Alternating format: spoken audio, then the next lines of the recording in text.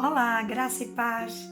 Então, estou aqui para darmos continuidade ao capítulo de Guarda da Alegria, número 2, Seja Livre em Cristo.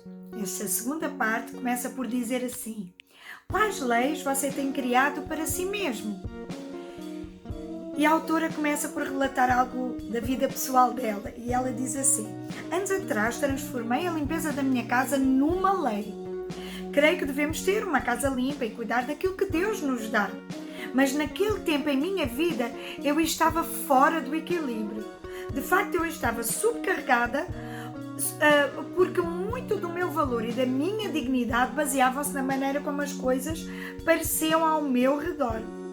Eu queria que a minha casa parecesse absolutamente perfeita. Tudo à minha volta tinha que estar perfeito. Eu limpava a minha casa de alto a baixo todo o dia. Aspirava o pó, encerava, lustrava os espelhos, limpava os pisos, enfim. Um dia, alguns dos meus amigos foram a certo lugar e me convidaram para ir com eles. Eu queria ir, mas a minha lei autoimposta não deixou que eu seguisse o meu coração. Então fiquei aborrecida com os meus amigos que estavam se divertindo sem mim. E até mesmo os critiquei. Eu não era livre para seguir a direção do Espírito Santo. A vida sai do equilíbrio quando não temos qualquer tipo de disciplina. É bom ser disciplinado, mas não é bom ser legalista. Então nós precisamos de entender, a disciplina deve ser algo que faz parte da nossa vida? Sim, claro que sim. Mas sermos legalistas ao ponto de não sermos intransigentes e não sermos flexíveis quando é necessário ser, isso também não é, isso é uma prisão para nós. Não é bom para nós sermos extremamente legalistas, sermos extremamente disciplinados. É nesse sentido que estamos a falar, porque a disciplina em si mesma, ela é boa. Então, ela fala que atravessou muita tormenta e agonia por causa do legalismo. Ela tinha medo de seguir a liderança do Espírito Santo e tinha medo de cometer um erro e não ouvir Deus. Continuando, ela diz: eu me sentia segura quando obedecia às regras e regulamentos, mas também me sentia condenada o tempo todo. O problema com a lei, sabem, queridos, é que ela é perfeita. E porque a lei é perfeita, não é surpreendente que não possamos mantê-la, porque nós não somos perfeitos em nossas realizações. O problema está aí. Nós não conseguimos realizar a lei por completo porque nós somos imperfeitos. Se tentarmos agradar a Deus por meio da obediência às suas leis, nos tornaremos orgulhosos quando formos bem-sucedidos. Mas aí depois vamos pecar, porque julgaremos que aqueles que não estão seguindo a lei como nós vamos estar a julgá-los, já estamos a pecar. Logo que percebemos que o nosso pecado, vamos nos sentir condenados novamente. Então, é por causa disso que a importância de nós entendermos que não é pela lei, mas é pela graça, porque se nós conseguíssemos cumprir a lei, nós iríamos nos tornar soberbos, orgulhosos e eu sou muito bom, eu consigo cumprir, eu. Depois, quando olhássemos à nossa volta, veríamos pessoas que não conseguem cumprir a lei e já estaríamos a pecar, porque estaríamos a julgar o outro, não é? Então, mas depois aí já voltaríamos a nos sentir mal, porque estaríamos a ver que pecámos de novo, enfim. Então é pela graça que nós vivemos a plena felicidade.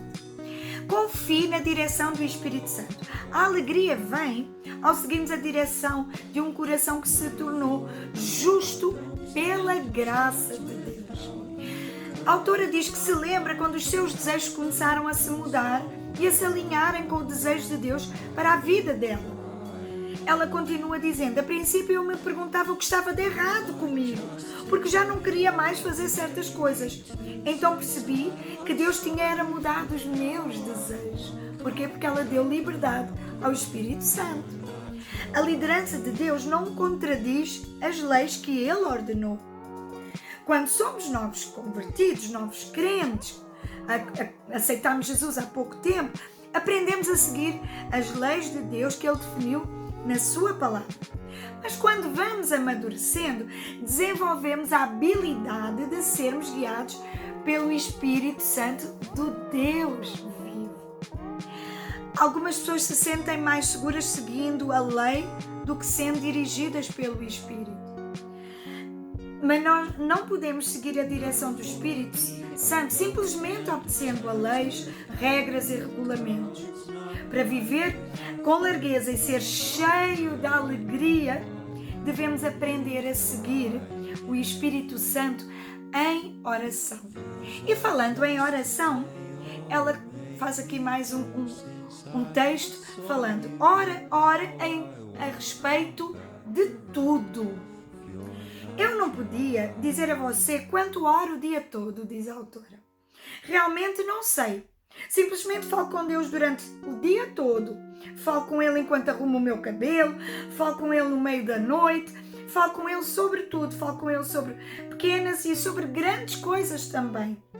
E falar com Deus sempre me traz alegria. Eu identifiquei-me com ela, porque eu também não sei quanto tempo eu oro. No entanto, eu sei que eu acordo à meia da noite e falo com Deus, estou a fazer as coisas mais banais do dia a dia e falo com Deus. E é tão gostoso, é tão prazeroso, porque é o nosso melhor amigo, aquele que sabe tudo de nós e que nos ouve sempre as mais bobeiras, coisas que vão no nosso coração, e Ele sempre nos entende. Então a oração precisa ser como a nossa respiração, uma parte natural da nossa vida. É isso que Paulo diz quando escreveu orai sem cessar, quando ele escreveu aos Tessalonicenses, primeira carta a Tessalonicenses 5:17. Isso não significa que nós vamos nos sentar em qualquer esquina e não fazer mais nada, além de nos concentrarmos num programa formal de oração durante o dia todo. Na verdade, orar sem cessar significa viver uma vida de oração. Um dos maiores sinais de maturidade espiritual é ter fé para se levantar e fazer o que Deus nos manda fazer, mesmo se ninguém mais parece fazê-lo. Desde que não vá contra a palavra de Deus, que não seja algo especificamente contra a palavra de Deus, mesmo que alguém te diga, mas eu nunca vi ninguém fazer isso, se é a direção do Espírito Santo, vai em frente. Não te preocupes, segue a direção do Espírito Santo. A alegria de seguir a Deus. Precisamos ser livres do legalismo tradicional e ver as coisas novas que Deus quer que façamos. Penso que muitos sentem que Deus não está feliz com eles, que Ele está furioso e que eles precisam trabalhar duro para que Deus os aceite. Querem uma lista de coisas para fazer que os torne aceitáveis diante dele. No final do dia, eles querem receber um boletim com as notas pelo bom comportamento que tiveram. Mas Deus não quer que vivamos dessa forma. Ele quer que dependamos dele e sejamos dirigidos pelo seu Espírito. Ele quer nos levar a fazer coisas que são boas para nós, como passar tempo com Ele, mas não quer que transformemos o nosso tempo devocional numa lei. Deve ser algo prazeroso, algo natural, que faz parte do nosso dia-a-dia, sim, mas não uma lei. Quando não a cumprimos, nos sentimos penalizados, os maiores pecadores do mundo. Se você está cansado de tentar seguir as regras de agradar a Deus e está pronto a confiar na graça de Deus para ajudá-lo a ter a alegria de cada dia da sua vida, eu o encorajo a admitir a sua necessidade da ajuda de Deus. Quando o seu relacionamento com Deus amadurecer, você se encontrará vivendo menos por regras, orientações e regulamentos. Quando você aprender mais da palavra de Deus, descobrirá que o desejo de Deus para a sua vida encherá o seu coração de alegria. Deus quer que você conheça o coração dele o suficiente para que você possa querer seguir a direção do Espírito Santo. Uma vez que você é livre em Cristo, permaneça firme nessa liberdade e não se torne enredado pelo ladrão da alegria chamado legalismo. Termina aqui então a segunda parte do Guarda da Alegria, seja livre em Cristo. Um beijinho grande e até ao próximo capítulo.